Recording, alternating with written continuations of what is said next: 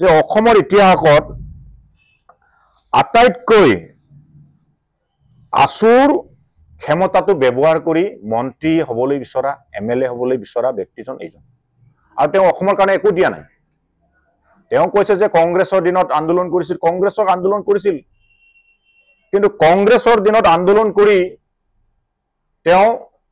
2005 চনৰ 5 মেত এটা ত্ৰিফাকে আলোচনাৰ জৰিয়তে NRC উন্নতিকৰণ হৈছিল নিশ্চয় কংগ্ৰেছে গুৰুত্ব দিছিল সেই সময়ত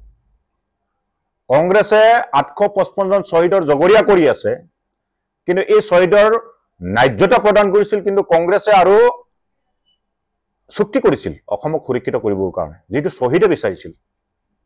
আন্দোলনকাৰী বিচাৰিছিল নিৰ্যাতিতসকলে বিচাৰিছিল কিন্তু এই চুক্তিয়ে গোটেই অসমৰ জাতীয় জীৱনৰ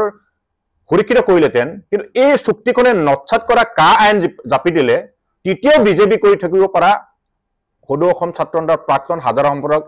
এজনে আছে এজন তপন কুমাৰ গগৈ ডাঙৰীয়া আমি যে লাজ পাওঁ কিন্তু যে লজ্জাবোধ কৰিছে বুলিছে তেওঁ যে আজি কাবাৰ নীতিৰ কথা ক'বলগীয়া হৈছে এটুকে আমি লাজ পাইছো যে সদৌ অসম ছাত্ৰ সন্থাৰ এগৰাকী সাধাৰণ সম্পাদক ডাঙৰীয়াই লুৰিণজ্যোতি গগৈ ডাঙৰীয়াই কাৰ লগত কি আলোচনা কৰি কেনেকৈ ৰাজনীতি কৰি বিধায়ক হ'ব এই কথাটোক লৈ কিয় ইমান শংকিত তেওঁ কেলে ইমান বেয়া পাইছে আমি কাৰ লগত কেনেকৈ বুজাবুজি কৰি কেনেকৈ আমি ৰাজনীতি আমি কৰিব পাৰো এই কথাটোক লৈ কিয় ইমান চিন্তিত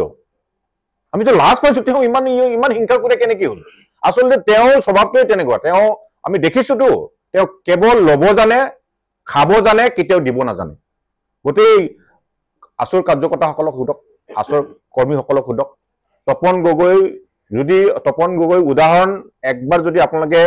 তেওঁৰ লগত ছাত্ৰ সন্থা কৰা ব্যক্তিসকলক সুধক আটাইতকৈ সুবিধাবাদী আটাইতকৈ ক্ষমতালোভী আটাইতকৈ আত্মসমৰ্পণকাৰী আৰু আটাইতকৈ লালসা থকা ব্যক্তি কেৱল ল'ব জানে খাব জানে কাকো দিব নাজানে